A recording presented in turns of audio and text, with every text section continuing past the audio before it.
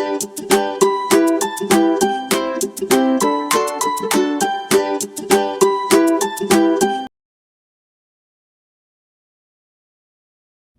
Miss Caitlin. For First Chapter Friday, we're going to be covering the novel Rick by Alex Gino. So Rick is the kind of kid who would rather avoid confrontation and, not speak up when things are going ways that he doesn't quite like. So this might include his best friend Jeff being a jerk to other people, or making comments about girls' bodies, or even his dad, asking, hey, do you like any girls or any boys? Are you wanting to date anybody? He doesn't quite know how to speak up about things like that. And he doesn't quite get liking other people. He's never had a crush on anybody. He doesn't look at people the way that, his classmates do. And he feels really lost in that. And when middle school starts, he discovers that there's a club there called Rainbow Spectrum. And at Rainbow Spectrum, there is a bunch of kids there who all have different gender identities, different sexualities, different ways of existing. And even though Rick knows that if Jeff knew that he was going to this club, that he would mercilessly make fun of him, he still thinks that the answers that he needs, he might find there. But in order to be who he is and to, live the best life that he can, he's going to have to make some tough decisions. So if that's not already incentive enough to pick up a copy, I'm going to read the first chapter, and hopefully you'll want to give this book a try. Chapter 1. Rick Ramsey, Right-Hand Man. Rick Ramsey sat on his bedroom floor on the last day before middle school, spinning quarters.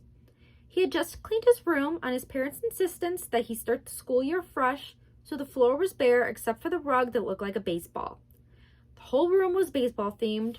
From that time, Mom and Dad had decided to redecorate, just as he had signed up for baseball in 3rd grade. Baseball had only lasted 8 weeks, but the wallpaper remained. He chose an especially shiny coin, balanced it between his left thumb and his right middle finger, and sent it spinning. He picked up a second, and then a third, getting them going as the first tipped from a round and round spin to an up and down wobble that led to a lie down flat with a final buzz. His all-time record was 7 quarters moving at once, and that was cutting it close. Most of the time, he could do 5. It was harder than it looked. If you didn't give them just the right flick, the coins fell down after a turn or two, or spun around under the bed. You had to move fast once the first one was going. Rick kept spinning until the quarters were scattered around him. Then he scooped them up and began again. This time, he put a shiny coin into each hand and spun them both at the same time.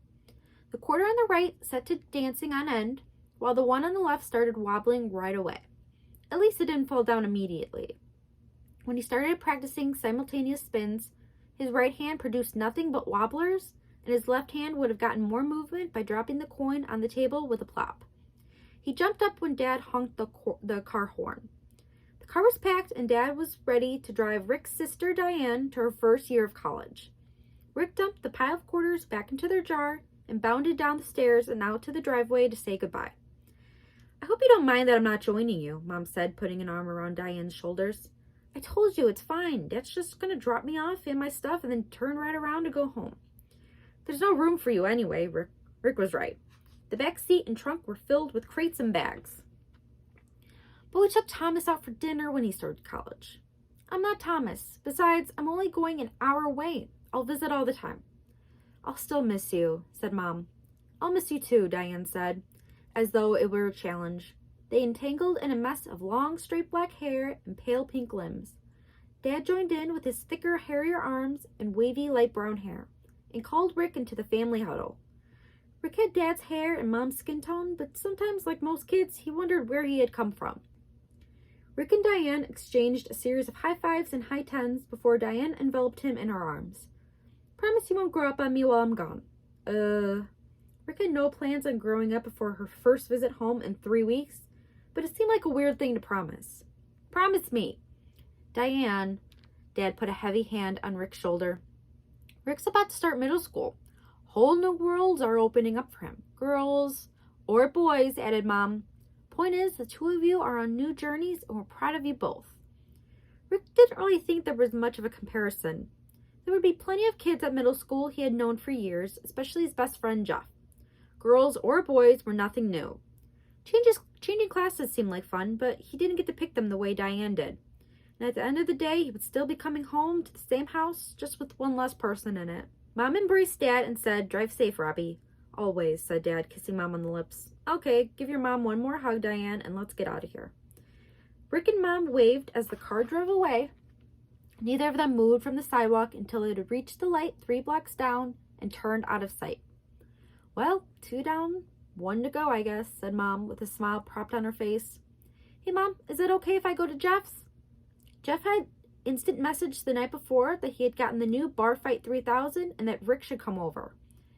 "And leave me with a quiet home to take a nap in?" said Mom. "By all means, my little dove. Just be home by 7 for dinner. And come give your mama bird a hug before you go." Rick leaned over and Mom kissed him on the forehead. It felt kind of wet, but he didn't rub it off. He grabbed his bike out of the shed and pedaled off to Jeff's place. Rick and Jeff had been best friends since the second week of 3rd grade, when Rick had done an impression of Mrs. Fields, the old woman who volunteered in the lunchroom, and Jeff had laughed so hard milk could come out of his nose. Neither of them had known that could really happen, and that made them laugh even harder. Rick hadn't had a whole lot of friends, and Jeff was new, and soon they were a molecule. Jeff and Rick. Rick liked being part of a molecule. That spring, when Rick signed up for baseball, Jeff signed up too. 2 months later, when Jeff admitted he was having a terrible time, Jeff quit right alongside him. But when Dad told Rick it was important to take on a challenge, Jeff had pointed out that video games were just as challenging as physical sports and just as good for hand-eye coordination, with none of the risk of being hit by a flying lump of rubber, yarn, and cowhide. Sometimes Jeff didn't think before he spoke or before he acted, especially when he didn't like something. But Jeff liked hanging out with Rick, and Rick liked hanging out with Jeff, and sometimes that was all you needed to be best friends. Jeff's little green 2-story house had a steeply sloped red attic that looked like the letter A and a pair of pink rose bushes by the front door. Jeff's mom, Stacy, met Rick at the door and welcomed him in. She was tall like Jeff, with thick lines on her face and her hair pulled in a messy bun. She wore black yoga pants and a gray tank top with faded writing that says, "I've already done my good deed for the day. Try again tomorrow." "Come on up," Jeff called from upstairs. "You heard him. Go do your thing," Stacy said with an offhand wave. Rick ran up the wide first flight, then climbed more slowly as the stairs narrowed and turned in on themselves. Rick's room was the entire attic, so it was big, but the ceiling sloped down so you could only stand up in the middle of the room. Old boxes and suitcases ran along the 2 long but low walls. A mattress with messy black sheets and a single pillow took up one corner. A worn wooden bureau with the top drawer pulled out and sitting on the floor was centered on the 3rd wall. Below, a round window that opened outward. The 4th wall was mostly the staircase. A flat-screen TV sat on the floor in the middle of the room, flanked by stacks of video games and in front of 2 black leather beanbag chairs. Jeff was already in one of the beanbag chairs, controller in hand and screen paused. His face was peachy white, with a small white scar on his forehead and short brown hair that stuck up like loose spikes. He wore red basketball shorts and a black sleeveless t-shirt. "This game is awesome. You can actually crack a bottle on a guy's head and the shards embed in his skull." "Let me see." Rick dropped into the empty chair. Jeff pressed a series of buttons and a hulking character on the screen picked up a bottle that read XXX and cracked it over the skull of a skinny little guy drinking at the bar. "Aw, man," Jeff groaned. "I'm stuck that time. Here, you take the other controller and I'll restart the game." "Won't you have to do everything over?" asked Rick. "Dude, it's a bar brawl. Who cares?" That was one of the cool things about Jeff. He didn't really care about things like high scores or winning streaks. Rick's older brother Thomas never restarted a video game to let Rick join in. In fact, sometimes he left a game paused for days because he was between save points on his quest and he didn't want to have to retrace his steps. Rick wasn't allowed to play anything on the game system until Thomas was done. Now Rick and Jeff re-entered the game's bar. A blinking neon sign told Rick it was named the Rampage. The brawl was already going, so the 2 of them had to take on every hostile customer they encountered. Rick even managed to get some glass to stick to a woman's head, which got him a mid-game high-five from Jeff. They threw punches, kicks, and bottles until the room was empty and the bartender officially put their faces up on the bar entry wall of fame list. Jeff checked out his window. Looks like Jean's gone. Let's go downstairs and get some soda. Jean was Jeff's dad. Stacy was nice. Stacy was nice anyway. Stacy appeared in the doorway of the kitchen while Jeff was pouring 2 large cups of orange soda. So Rick, you excited about middle school? I guess. I have to keep reminding this one over here that it's not going to be like 5th grade. Stacy tipped her head towards Jeff. Jeff grunted. I know, Mom. There's going to be more responsibilities and more opportunities to get in trouble. Jeff finished Stacy's song of the summer. I'm glad you're aware. Now, make sure you find those opportunities and avoid them. Stacy turned to Rick. You'll make sure he stays out of the trouble, right? I'll try. Rick stared at the streams of bubbles in his cup, wishing this conversation weren't happening.